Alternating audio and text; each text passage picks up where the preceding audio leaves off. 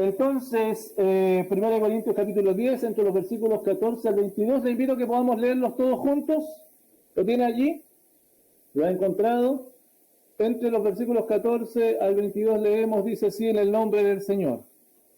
Por tanto, oíd, como a sensatos os hablo, juzgad vosotros lo que digo. La copa de bendición que bendecimos, ¿no es la comunión de la sangre de Cristo? El pan que partimos, ¿no es la comunión del cuerpo de Cristo? Siendo uno solo el pan, nosotros con ser muchos, somos un cuerpo, pues todos participamos de aquel mismo pan. Mirad a Israel según la carne. Los que comen de los sacrificios, ¿no son partícipes del altar? ¿Qué digo pues? ¿Que el ídolo es algo o que sea algo lo que se sacrifica a los ídolos? Antes digo que los gentiles sacrifican, a los demonios los sacrifican y no a Dios. Y no quiero que vosotros os hagáis partícipes con los demonios. No podéis beber la copa del Señor y la copa de los demonios. No podéis participar de la mesa del Señor y de la mesa de los demonios. ¿O provocaremos a celos al Señor? ¿Somos más fuertes que Él? Oramos a nuestro buen Dios. Padre, gracias por la oportunidad, gracias por el privilegio de ser expuestos a tu palabra.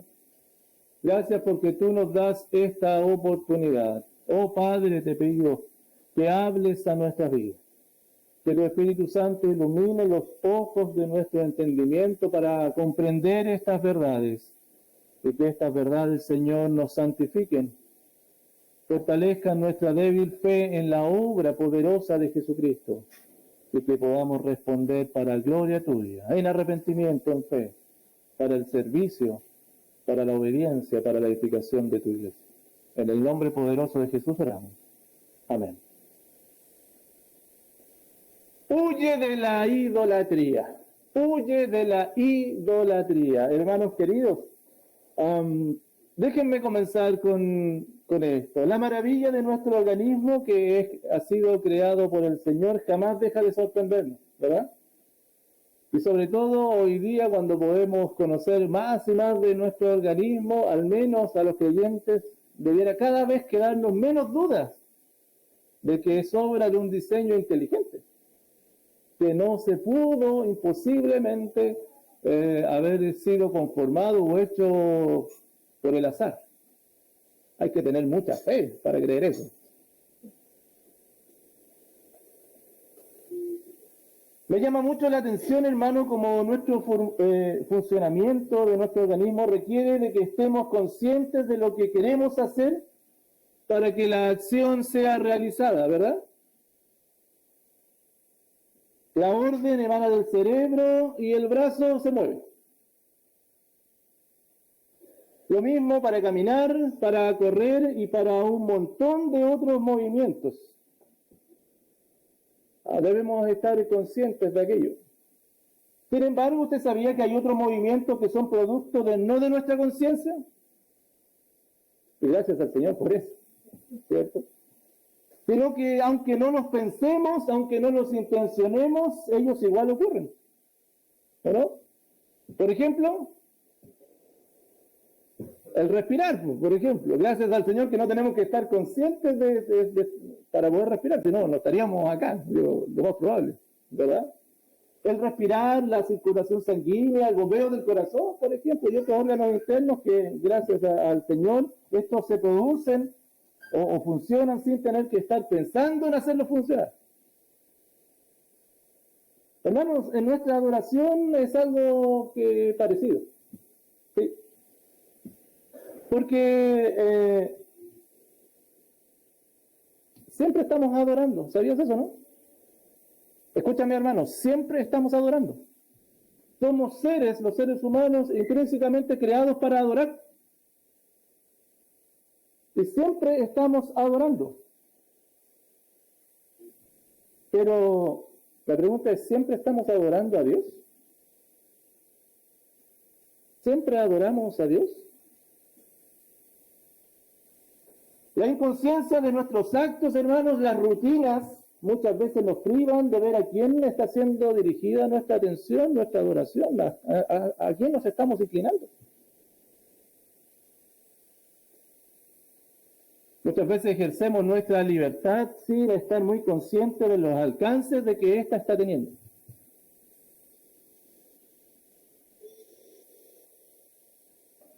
Y hermanos, los hermanos de Corintios, que es la iglesia que estamos viendo, estaban viviendo a diario según ellos creían que estaba bien, ¿cierto? Ellos vivían así. Ejercían ellos su libertad cristiana sin estar conscientes de lo que esto realmente estaba significando. Sus actos, muchos de ellos bien intencionados, pero lejos de la enseñanza apostólica, como hemos estado viendo. Lejos de la enseñanza apostólica, estos actos, hermanos, estaban llevando a los hermanos de Corintios a un profundo egoísmo. Pero no estaban conscientes de eso, al parecer. A un profundo egoísmo. ¿Y saben qué? Ellos no estaban conscientes tampoco, pero estos actos los estaban llevando a relacionarse muy cercanamente con el mundo de los demonios.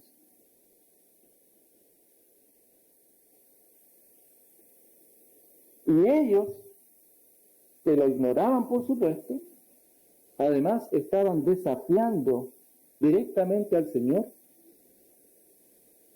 en la forma que ellos estaban viviendo.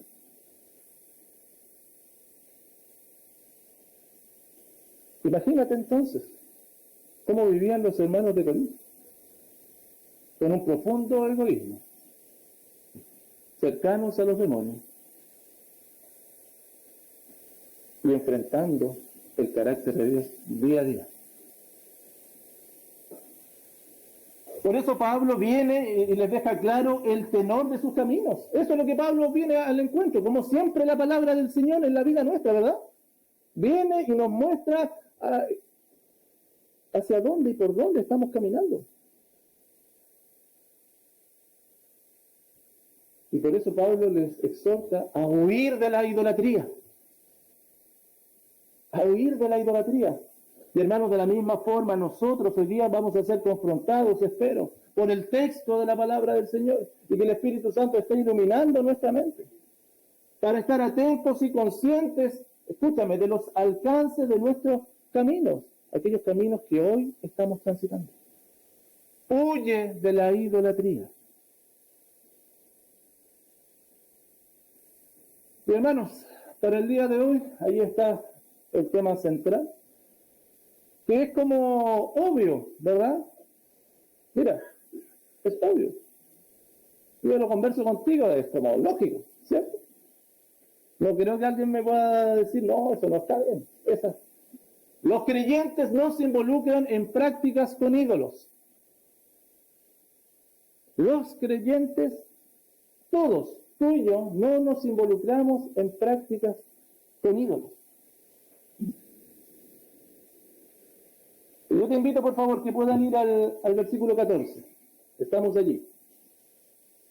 Versículo 14. Por tanto, amados míos, huid de la idolatría. Versículo 14 y versículo 15. Pablo comienza con estos dos versículos de manera bien enérgica. De manera bien enérgica. Y pareciera que son una declaración o un encabezado de lo que va a estar desarrollando. ¿Bueno?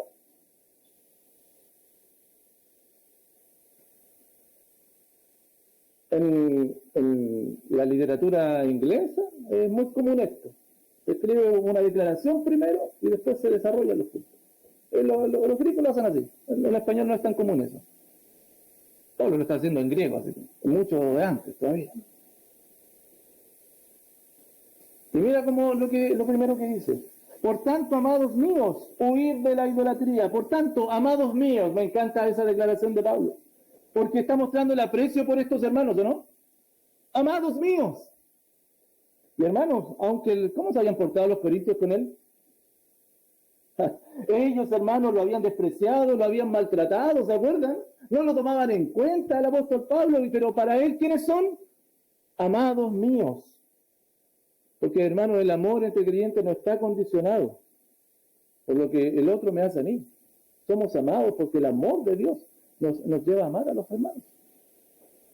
Por tanto, amados míos, huid de la idolatría.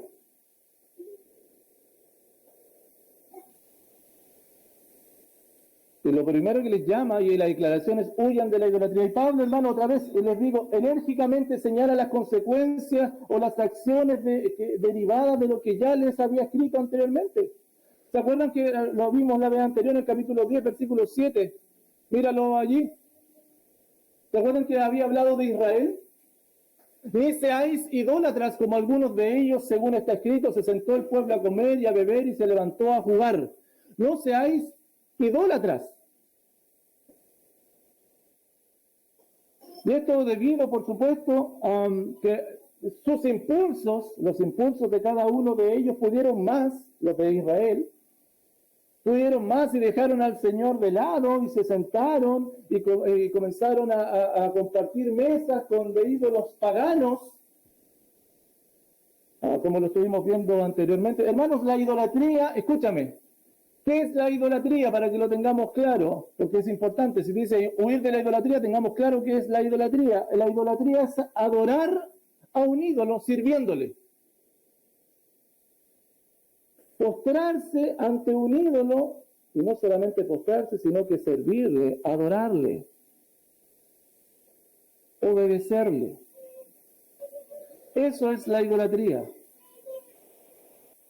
Y Pablo le está hablando a cristianos que se estaban inclinando ante ídolos. Hermano, el asunto es que los hermanos de Corinto debían mirar sus vidas y reconocer el ídolo al que estaban sirviendo y huir de él. Huyan de la idolatría. Y en el caso, hermano, de los corintios que estaban comiendo en templos de aquello que había sido dedicado a los ídolos, ¿se acuerdan o no? En templos ellos iban sin ningún problema, iban. Y forzaban a los hermanos que tenían más débil conciencia, ¿se acuerdan? Y les decían, vayan nomás, coman. Y el hermano más débil, por supuesto, era estorbado con esto. Ellos tenían esta práctica. Y estaban anteponiendo esta acción al amor y al mandamiento del Señor. Huyan, escapen de la idolatría, porque saben, además, Él les había dicho en el capítulo 10, versículo 13, que no ha sobrevenido ninguna tentación, ninguna prueba, ¿se acuerdan? Que no sea humana, sino que fiel es Dios, que no va a dejar que sean tentados más de lo que puedan resistir, sino que también les va a dar, juntamente con la prueba, con la tentación, Dios siempre da la vía de escape, para que puedan soportar, para que la puedan sufrir. Por lo tanto, Pablo no les estaba diciendo algo, simplemente háganlo porque tienen que hacerlo, o con sus fuerzas lógrenlo. El Señor les va a dar la salida para esto. Huyan de la idolatría. Versículo 15. Como sensatos os hablo, juzgad vosotros lo que digo. Pablo les está hablando, le está pidiendo que recapaciten, que examinen sus caminos, si lo que él les va a estar diciendo está en contra de las enseñanzas de Jesucristo. Examinen sus caminos, reflexionen las palabras que le estoy señalando. Y a continuación, Pablo, ojo con esto, por favor, hermanos. Y a continuación, Pablo le va a presentar 3 razones por las cuales los creyentes no pueden involucrarse en la práctica con ídolos. 3 razones por las cuales los creyentes no pueden involucrarse en la práctica con ídolos. La primera, hermanos, entre los versículos 16 al 18, la primera razón, la idolatría no es solo un tema religioso. La idolatría no es solamente un tema religioso.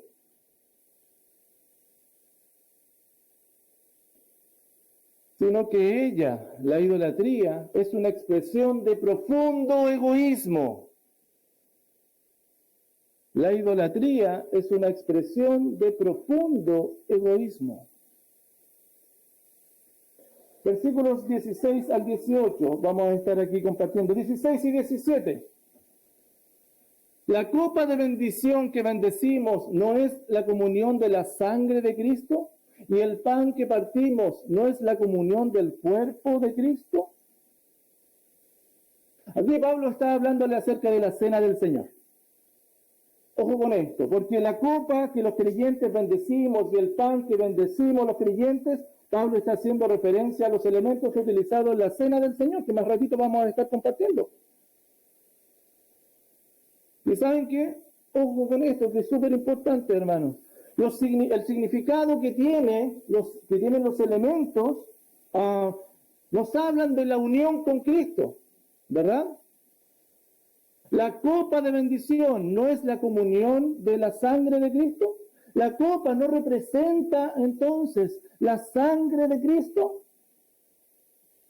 Aquel cuerpo del Señor Jesucristo molido y aquella sangre derramada por su iglesia en la cruz, y que ha llevado al creyente a estar unido a Cristo completamente mediante los beneficios recibidos por su muerte en la cruz. En la cruz el creyente encontró redención que unió para siempre a Cristo. La vida del creyente ha sido comprada, perdón de los pecados. Allí en la cruz el creyente encontró sustitución, propiciación, etcétera. ¿Se acuerdan? Todos aquellos beneficios que hemos recibido por la muerte de Cristo, su sangre derramada. ¿No es esta comunión que tenemos con Él cuando bendecimos la copa? Estos beneficios son eternos y esa unión con Cristo la representamos ¿cómo? Con la copa.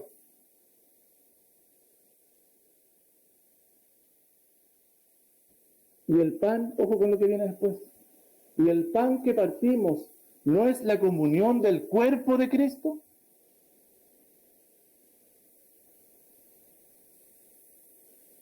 El pan simboliza la comunión del creyente con el cuerpo de Cristo. ¿Cuál cuerpo? ¿Cuál cuerpo de Cristo? Pablo en el versículo siguiente explica el significado. ¿De qué cuerpo está hablando? Siendo uno solo el pan, nosotros, con ser muchos, somos un cuerpo, pues todos participamos de aquel mismo pan. Hermanos, pareciera que Pablo está expandiendo el significado del pan, que no solamente simboliza el cuerpo molido de Cristo en la cruz, sino que también simboliza el actual cuerpo de Cristo. ¿Y cuál es el actual cuerpo de Cristo? La iglesia. Dándole un significado que todos son uno, son parte del mismo cuerpo, uno en Él. Por lo tanto, la iglesia debe estar caracterizada por la unidad y no por la división. No dejen de pensar un poquito en Corintios. Bueno, no dejen de pensar en Corintios y la realidad que vivían los corintios respecto a sus relaciones entre ellos. Porque ellos estaban divididos, los de Corintios, ¿no? Ellos se consideraban a sí mismos como lo más importante. No la unidad del cuerpo de Cristo, la cual paradójicamente estaban simbolizando en la cena del Señor. Hermanos, el simbolismo es claro. El pan que tomamos en la cena del Señor es un pan que es un cuerpo que comienza a dividirse en distintos pedacitos. ¿Te has dado cuenta, no, en la cena del Señor? Es un pan que comienza a dividirse. Pero el simbolismo es que todos los que reciben ese pedacito, ¿qué son? Un solo pan. ¿Me explico? Eso es lo que Pablo le está diciendo. Nosotros cuando bendecimos el pan que partimos, ¿no es la comunión del cuerpo de Cristo, de la iglesia? Siendo un solo pan, nosotros con ser muchos somos un cuerpo. pues todos participamos de aquel mismo pan. Versículo 18. Mirad a Israel según la carne. Los que comen de los sacrificios no son partícipes del altar. Otra vez vuelve a ejemplificar con Israel. Bueno, como lo había hecho en el 10:6. Mas estas cosas sucedieron como ejemplos para nosotros, para que no codiciemos cosas malas como ellos codiciaron. Y Pablo está citando siempre a Israel como ejemplo, lamentablemente como malo ejemplo, ¿cierto? Pero ojo a ellos. Los que comen de los sacrificios no son partícipes del altar. Los que comen de los sacrificios, y Pablo, hermano, se está refiriendo a aquellos que daban su diezmo, personas en Israel que daban su diezmo de sus productos y que participaban de comer de los productos, el diezmo que ellos daban también participaban de comer de ellos todos juntos, y ellos cuando comían manifestaban esa comunión con lo sagrado, esa unión con lo sagrado y esa unión entre ellos. Usted lo puede ver eso en Deuteronomio 14, 22 al 27. Deuteronomio 14, del 22 al 27. Puede ver eso. Por lo tanto, Pablo le está diciendo, ¿se dan cuenta? Lo que hacemos hoy en día no es muy distinto a lo que se hacía anteriormente. Y hermanos, estos versículos, si te das cuenta, por favor, nos muestran una verdad importante respecto a la cena del Señor, ¿o no? Una verdad importantísima respecto a la cena del Señor. ¿Por qué? La cena del Señor. Pongan atención, hermanos, por favor, porque estos son muy importantes, son fundamentos de lo que creemos y de lo que practicamos. La cena del Señor no solo nos recuerda la obra de Cristo, ¿entendemos? No solo nos recuerda la obra de Cristo, sino que también refleja la unión del cuerpo de Cristo. La cena del Señor que tú y yo compartimos, que simbolizamos, que bendecimos, no solamente hacemos memoria de Cristo, sino que estamos simbolizando la unión del cuerpo de Cristo, del cual cada uno de nosotros somos parte.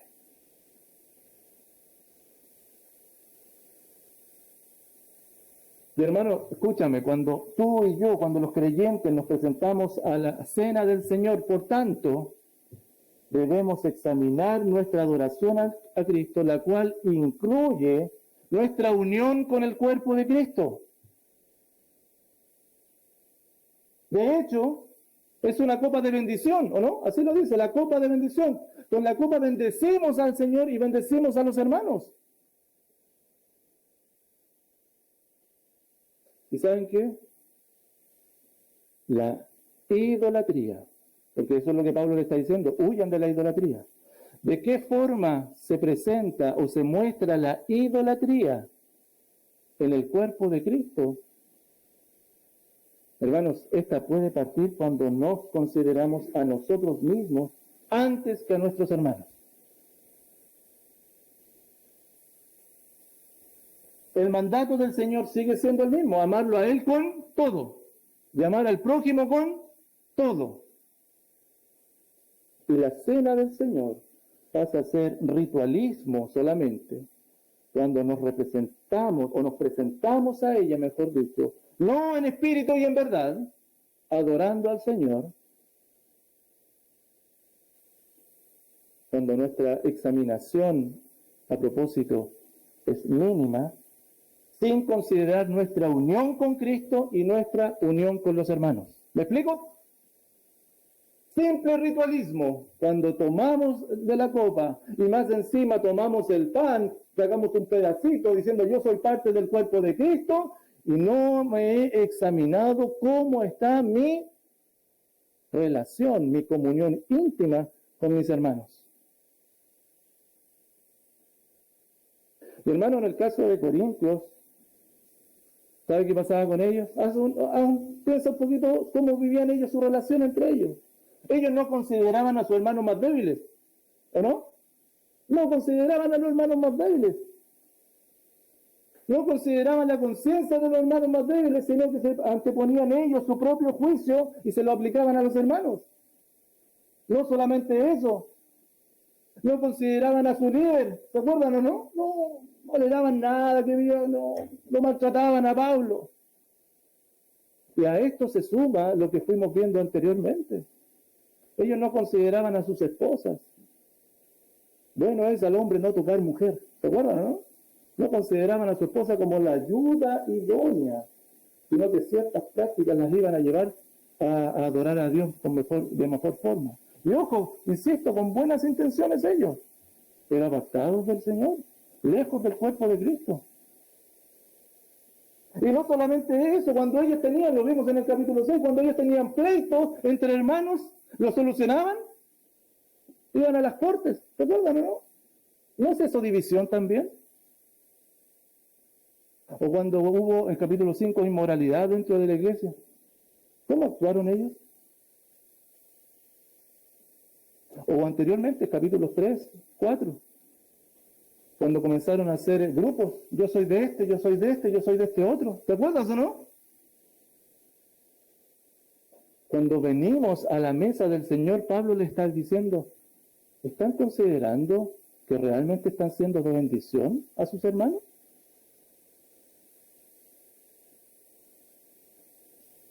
Por eso Romanos 14, 19 dice, así que sigamos lo que contribuye a la paz y a la mutua edificación. Eso es lo que tenemos que seguir los creyentes, lo que contribuye a la paz y a la mutua edificación. No destruyas la obra de Dios por causa de la comida, o sea, por causa de lo que a ti te importa, no destruyas la paz y la mutua edificación.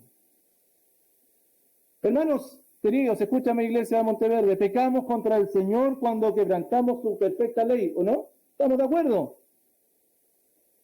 Y Él ya no es lo único y primero en nuestras vidas. Pero mantenemos y estamos en pecado también, y pecamos contra nuestros hermanos, cuando somos de tropiezo a los más débiles, induciéndoles a pecar. Pero también pecamos contra nuestros hermanos, cuando somos indiferentes al cuerpo de Cristo. Cuando no nos examinamos a nosotros mismos respecto a cómo está nuestra vida con el cuerpo de Cristo.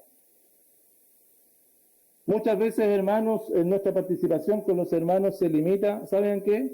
Y véelo, revísalo con tu vida. Porque lo que estamos hablando acá es de idolatría. Y muchas veces nosotros mismos, nuestro propio ego, es el principio de la idolatría.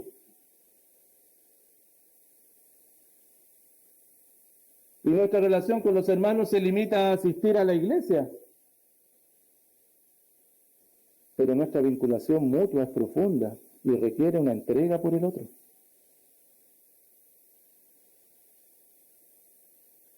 ¿Has pensado, hermano, que quizás tu indiferencia y poco interés para con los hermanos te está llevando a ser causal de división a la iglesia? ¿Saben por qué? Porque a veces pensamos que el que divide a la iglesia es el que critica a la iglesia.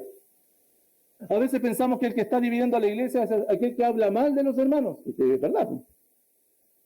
¿Pero has pensado que tu indiferencia, el aislarte, naturalmente te estás saliendo del cuerpo de Cristo?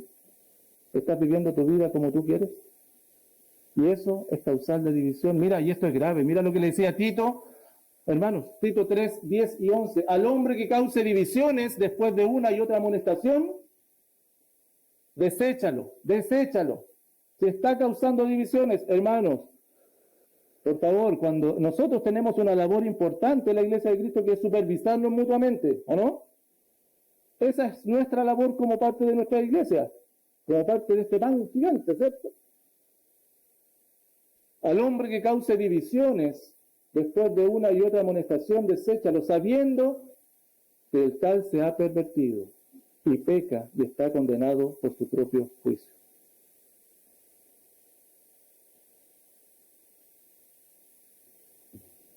Te pregunto de nuevo, hermano, hermana, ¿son los hermanos parte de tu vida? ¿Son los hermanos parte de tu vida? Ahora, si tu respuesta es sí, te pregunto nuevamente, ¿qué parte de tu vida son los hermanos?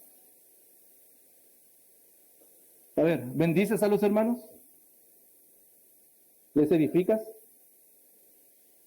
¿Le das para suplir sus necesidades? Escúchame, ¿oras a diario por tus hermanos? ¿Estás con ellos para animarlos, para consolarles, para amonestarles? ¿Estás allí? Entonces, te pregunto, al bendecir la copa y al partir el pan, ¿cuál es tu realidad de lo que estás simbolizando? ¿Es comunión con Cristo y con su cuerpo? Huid de la idolatría como Israel. De la misma forma que Israel, los corintios se preocuparon de sí mismos, sin importar lo que pasaba con sus hermanos. Y hermanos, se los dije en un principio, los creyentes no se involucran en prácticas con ídolos. Los creyentes no se involucran en prácticas con ídolos. Mira que el ego puede estar siendo tu principal ídolo, al cual estás sirviendo, al cual te estás postrando. La idolatría, hermano, entonces no es un tema religioso solamente, sino que ella es una expresión de profundo egoísmo. Pero además, mira la escalada que tiene la idolatría. No es solo un tema de conciencia. Hay un aspecto espiritual en la idolatría.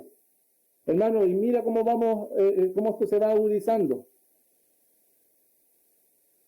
¿Y saben qué es lo peor? Que pareciera que no nos damos cuenta.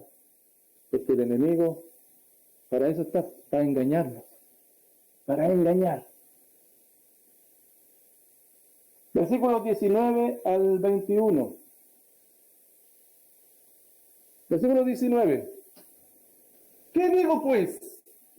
¿Que el ídolo es algo o que sea algo lo que se sacrifica a los ídolos?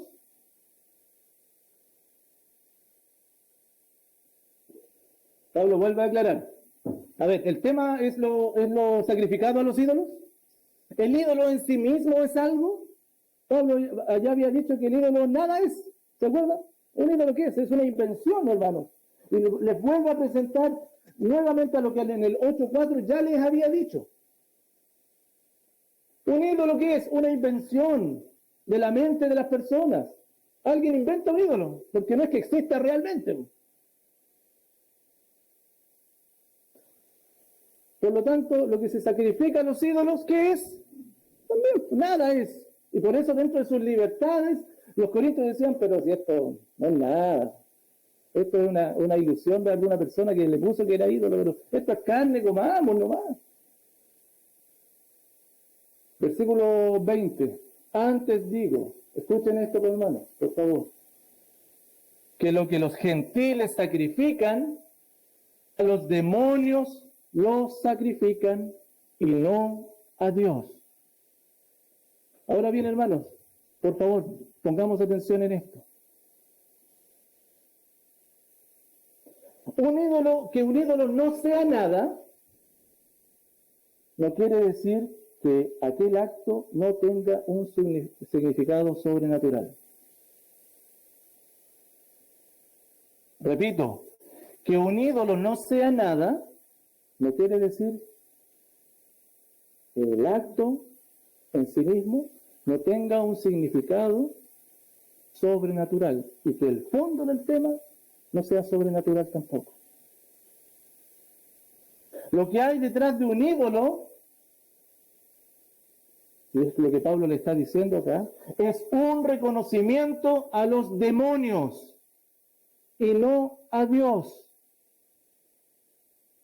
Y lo que Pablo está haciendo, está citando a Deuteronomio 32:17, porque esto es lo que hacía Israel. ¿Se acuerdan que se levantaron, comieron y fueron a jugar? ¿Se acuerdan, no? Eso fue lo que hicieron, pero para ellos era algo así como, bueno, si esto es comida nomás, y vamos y jugamos. Pero mira lo que había detrás. Sacrificaron a los demonios y no a Dios. A dioses que no habían conocido, a nuevos dioses venidos de cerca, que no habían tenido vuestros padres. Eso en definitiva era lo que estaba haciendo Israel. Y ellos no se estaban dando cuenta de lo que estaban haciendo. Que para su juicio, para su libertad, eso había que hacerlo, no había problema. Para los corintios también no había problema. Pero en el fondo, mira lo que estaban haciendo. Y la intención de Pablo, por supuesto, es que la iglesia no tuviese comunión con los demonios. Mira lo que termina diciendo el versículo 20. Y no quiero que vosotros os hagáis partícipes, comunión, con los demonios. Ojo con esto, hermanos. La iglesia, los creyentes, si bien es cierto, no pueden ser poseídos por demonios. El Espíritu Santo ha sellado la vida del creyente. Sin embargo, pueden tener participación. Podemos estar inclinándonos a ídolos que en el fondo son demonios.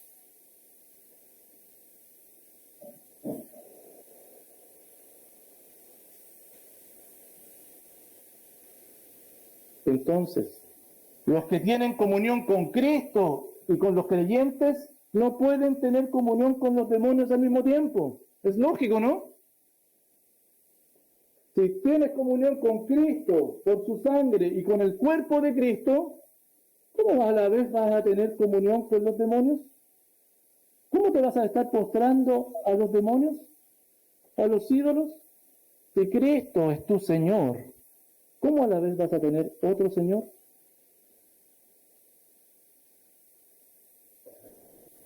Por eso el versículo 21 es claro, y la advertencia y prohibición está hecha allí. No puedes estar de ambos lados. El creyente no puede estar de ambos lados. No podéis beber la copa del Señor y la copa de los demonios. No podéis participar de la mesa del Señor y de la mesa de los demonios.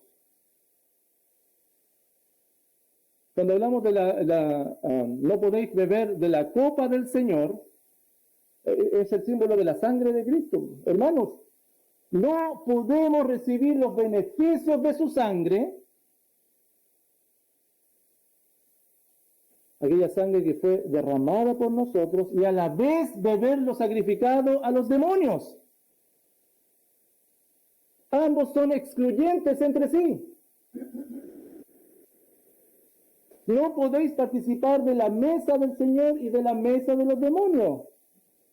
Y la mesa del Señor, como lo vimos delante, tiene una dimensión más bien horizontal, ¿no? Que tiene que ver con el cuerpo de Cristo, con los que están en la mesa. No puedes participar, como lo dijo delante en el versículo 6, o 16 y 17, ¿cierto? Porque el cuerpo de Cristo tiene una comunión íntima. Y no puedes estar entonces participando, el creyente participando también de la mesa de los demonios al mismo tiempo. Hermanos, a ver, escúchame, los creyentes tenemos la libertad para hacer todo según nuestra conciencia nos indique.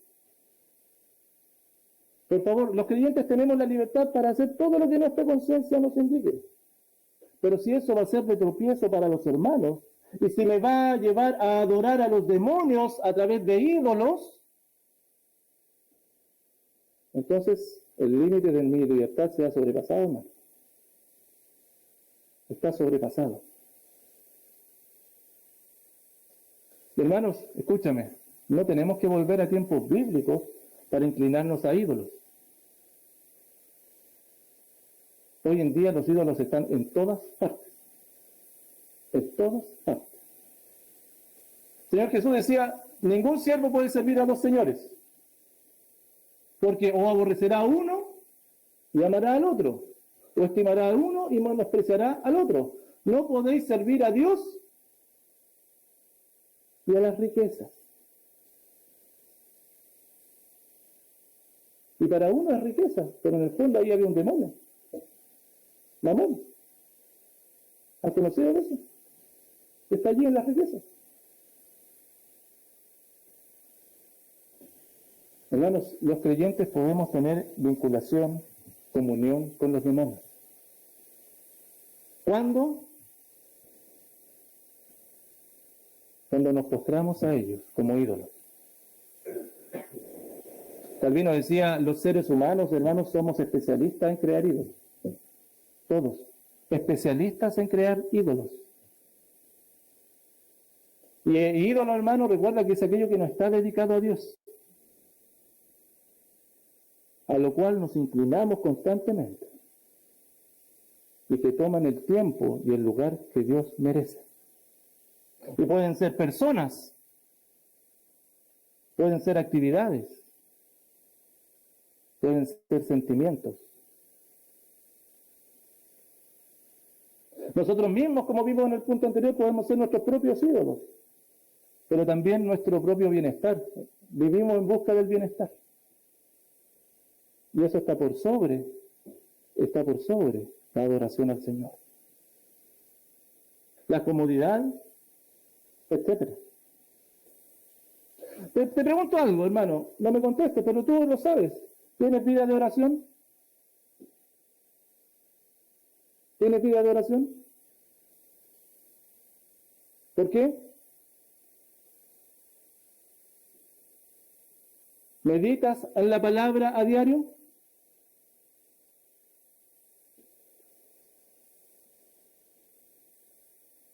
¿Por qué? ¿Estás unido a tus hermanos? ¿Cuál es la razón?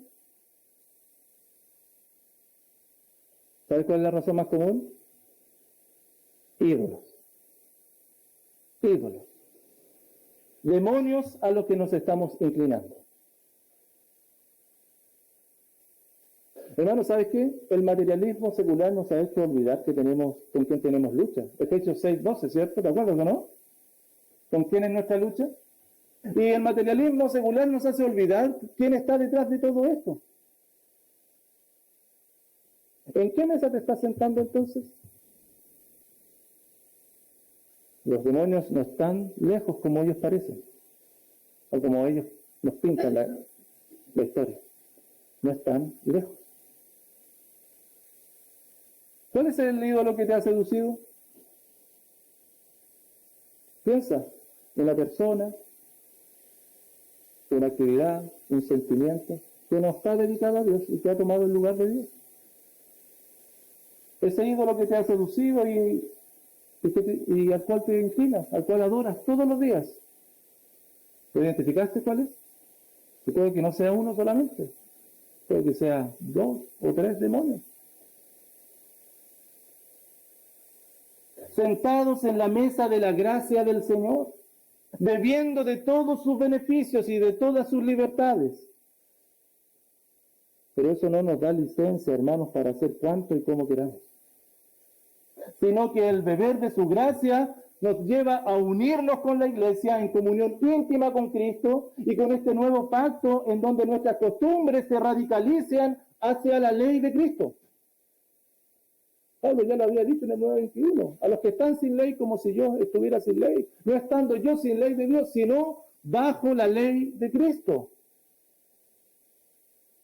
Piensa entonces, hermano, hermana, por favor. ¿Hay alguno de los ídolos que consumen tu mente? ¿Hay algunos ídolos que están consumiendo tus emociones, tu tiempo, tu esfuerzo, tus anhelos?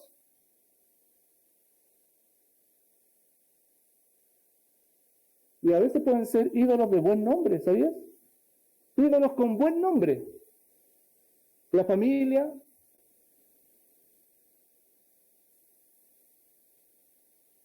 Es que no me da tiempo, pastor. Tengo que hacer esto. Termino muerta. Y cuando quiero orar, ya no hay fuerza. Cuando quiero fortalecerme en la palabra del Señor para servir, ya no hay fuerza. El trabajo, el estatus, las posesiones, ídolos con buen nombre. Que quizás te estás inclinando. Y otros hermanos ídolos que no tienen tan buen nombre, deseos desordenados, adicciones, malos hábitos, allí inclinados a esos demonios. ¿Cuál es el tuyo? ¿Cuáles son los tuyos?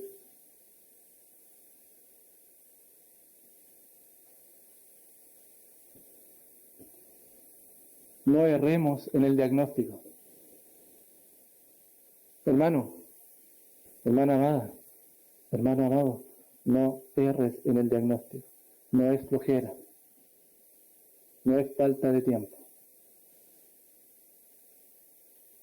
no es tu carácter, no es mi despreocupación, son ídolos, demonios a los cuales te estás inclinando. Hermanos, los creyentes no se involucran en las prácticas con ídolos. Primero, porque la idolatría no es solo un tema religioso, sino que ella es una expresión de un profundo egoísmo. Pero además, hermanos, porque no es solo un tema de conciencia, hay un aspecto espiritual en la idolatría. Finalmente, hermanos, no solamente es una situación que involucra egoísmo o al mundo espiritual, como recién vimos, sino que principalmente, escúchame hermano, la idolatría es una afrenta, es un insulto directo contra el Dios creador. La idolatría es una afrenta, un insulto directo contra el Dios creador. Versículo 22. Quedó solamente un versículo para esto. Y mirad lo potente que es este versículo. ¿O provocaremos a celos al Señor? ¿O somos más fuertes que Él?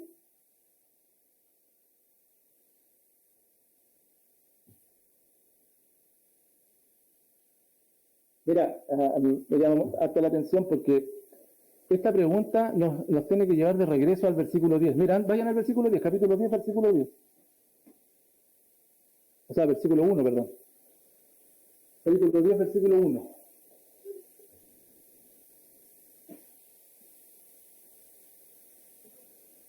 Y quiero hacerte la relación con esto. Porque no quiero, hermanos, que ignoréis que nuestros padres todos estuvieron bajo la nube y todos pasaron el mar. Así como los israelitas en el desierto, ellos, los israelitas, estuvieron siempre bajo la cobertura de Dios, ¿o no?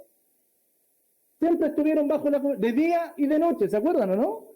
Y cuando necesitaron los milagros del Señor, se abrió el mar. Siempre Dios estuvo con ellos, allí mientras peregrinaron en el desierto. De la misma forma, escúchame por favor, los creyentes estamos bajo la misma cobertura de Dios todo el tiempo. Si nosotros pudiésemos hacer un símil de lo que vivieron los israelitas con los creyentes hoy en día, es lo mismo. No sé si lo puedes ver. El Señor sigue cubriéndonos, por supuesto, ya nos abre el mar, por supuesto, no vaya para allá, el Señor está con... No, pero el Señor sigue estando, no con una nube, no con una llama de fuego en la noche, con una columna de fuego, ni haciendo esos milagros, porque ahí había un propósito, sino que Dios mismo en nosotros. En nosotros. Sin embargo, a pesar de haber estado bajo la cobertura de Dios, Israel hizo o desplegó el celo de Dios. ¿Se dieron cuenta? ¿Se acuerdan o no? Y ustedes lo conocen, cómo provocaron a celo al Señor. Y Pablo pareciera decirle, ustedes que están bajo la misma cobertura del Señor, ¿van a provocar celo al Señor también? Israel lo hizo. Ahí en Deuteronomio 32, 21, mira, dice, ellos, hablando Dios mismo, ellos me movieron a celos con lo que no es Dios. Me provocaron a ira con sus ídolos. Yo también los moveré a celos con un pueblo que no es pueblo. Los provocaré a ira con una nación insensata. Profecías que se cumplieron, por supuesto, mucho más adelante. ¿Somos más fuertes que Él? ¿Provocaremos a celos al Señor entonces? ¿Con nuestra actitud? ¿Con estar inclinándonos a los ídolos? ¿Con tú y yo estar haciendo como que nada sucede? Pero en definitiva moviéndome por mi propio egoísmo y adorando a demonios, ¿provocaremos a celos al Señor? ¿Somos más fuertes que Él? Al igual que Israel, hermanos, los de Corinto, quisieron seguir aprovechando de las bondades del Señor, ¿se acuerdan o no? Como que estiraron el elástico de las bondades del Señor. Y pareciera que los corintios también estaban bajo ese paraguas protector en que nada les iba a pasar y hacían lo que ellos querían. Y Pablo les señala entonces, ¿de veras nos creemos más fuertes que Dios? ¿Más poderosos que Dios?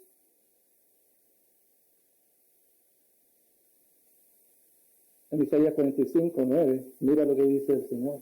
Ay del que pleitea con su hacedor, el tiesto con los tiestos de la tierra. Dirá el barro al que lo labra.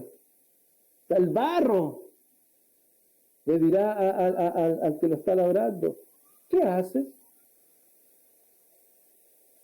¿O tu obra no tiene manos? ¿Vamos a pleitear con el hacedor? ¿Vamos a ponernos acá y continuar en lo mismo, provocando a celos, pensando que estamos al mismo nivel de nuestro hacedor, de nuestro creador? Hermano, la iglesia tiene una misión clara, ¿o no? Escúchame, tú y yo tenemos una misión clara.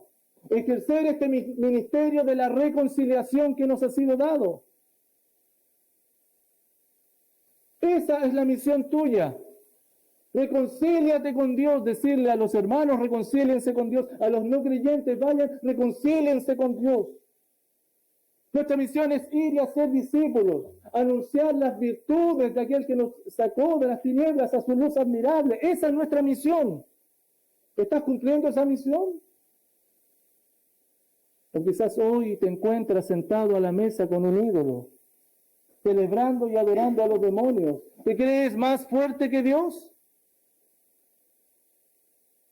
Hermano, por favor, no te distraigas. No te confundas pensando que todo está bien, que nada pasa.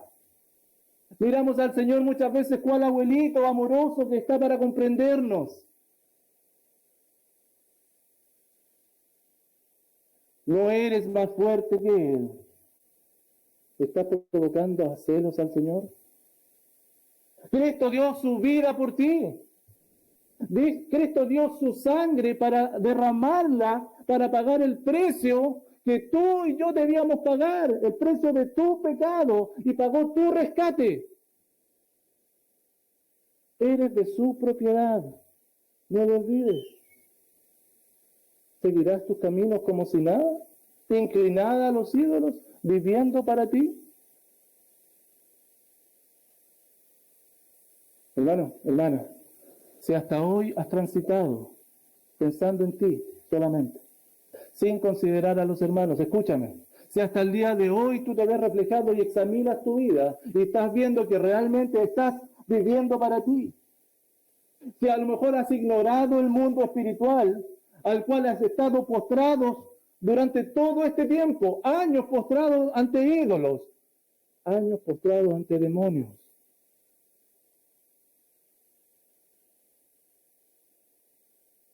y sobre todo provocando a celos al Señor. Hoy es el día de arrepentimiento, hermano. Hoy es el día de arrepentimiento. Cambiar de dirección y demostrar con hechos ese cambio. Y demostrar toda tu confianza en Jesucristo, quien tiene poder para transformarte. Clama a Él. Nosotros los creyentes hacemos lo posible, los terrenales hacemos lo posible. Y Él hace lo imposible por ti y para ti. Algunas cosas que los creyentes podemos hacer al respecto entonces. Mateo 5:29, Jesucristo no andaba con doblez, hermano. Si tu ojo derecho te es ocasión de caer, sácalo y échalo de ti. Si tu mano derecha te es ocasión de caer, córtala y échala de ti. Arrepiéntete, en otras palabras. Arrepiéntete. Cambia de dirección. Lo vimos hace poquito. 1 Corintios 10:12. Así que el que piensa estar firme, mire que no caiga. Mire, observe y esté atento con su vida. Mire en qué dirección está caminando. Mire que no caiga. Me faltó poner una acá, que creo que es importante, un versículo. 1 Corintios 9:25. Lo vimos hace poquito también, 1 Corintios 9:25. Todo aquel que lucha, de todo se abstiene. Ellos a la verdad para recibir una corona corruptible, pero nosotros una incorruptible. Acá es lo que el creyente debe hacer. Cambiar de dirección. Estoy haciendo esto, dejo de hacerlo y comienzo a mostrar obras de arrepentimiento. tengo que abstenerme, tengo que cortar esto, tengo que estar atento. Pero eso es arrepentimiento.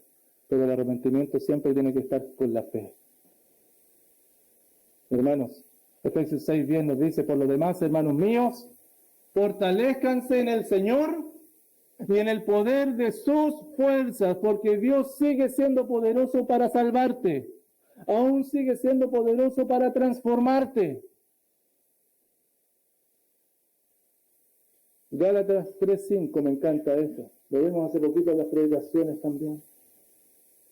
Aquel pues que os suministra el Espíritu, ¿verdad? Que nos da el Espíritu Santo, Dios mismo, y hace maravillas entre vosotros. Me encanta ese, hace maravillas entre vosotros. Porque ¿sabe cuál es el significado? Y aquel que os energiza, que les da la fuerza. Y el Señor es el que nos da la fuerza. ¿Cómo lo hace? ¿Lo hace por las obras de la ley o por oír con fe? Porque nuestra confianza tiene que estar que nosotros somos insuficientes, pero que Él es suficiente para transformar nuestras vidas. Otra vez, hermanos, y termino con esto, no erremos el diagnóstico de lo que vivimos a diario, porque eso es lo peor, es lo peor. Si tú erras el diagnóstico, no vas a ir nunca a la solución. Insisto, hermano, lo que vives a diario, cómo vives tiene connotaciones importantes y profundas, como hemos visto. Te decía adelante, y te lo repito, no es solo falta de interés, no es el problema de tu carácter, no es falta de tiempo. Ve realmente cuál es el diagnóstico de fondo. Cada día que pasamos, hermanos, estamos adorando. ¿Se acuerdan que comencé con eso? No dejamos nunca de adorar. Somos adoradores y nunca dejamos de serlo. Y la adoración a los ídolos, ¿saben qué? ¿Qué es lo peor? Que no se intenciona. La adoración a los ídolos solamente se vive. Es cosa de vivir todo día a día y ya estás adorando a un ídolo. Cuando comienzas a ponerle mucha importancia en tu vida y viene como si nada. Sin embargo, la adoración a Dios sí se intenciona. Porque Dios es santo, santo, santo y digno de ser adorado. Por tanto, requiere tu disposición y la gracia abundante del Señor para tu vida. Y esa está allí, en el trono de gracia, para darte socorro en el momento de debilidad que todos tenemos. Hermanos, los creyentes no se involucran en las prácticas con ídolos entonces. La idolatría no es solo un tema religioso, sino que en ella hay una expresión de profundo egoísmo. La idolatría, hermano, no es solo un tema de conciencia. Hay un aspecto espiritual que ya lo estuvimos viendo allí. Y en la idolatría, hermano, es una afrenta, es un insulto directo contra el Dios creador. Que el Señor nos guíe, que el Señor nos sostenga, que el Señor nos transforme. Poderoso es Dios todavía para rescatar nuestra vida en el lugar en donde estamos.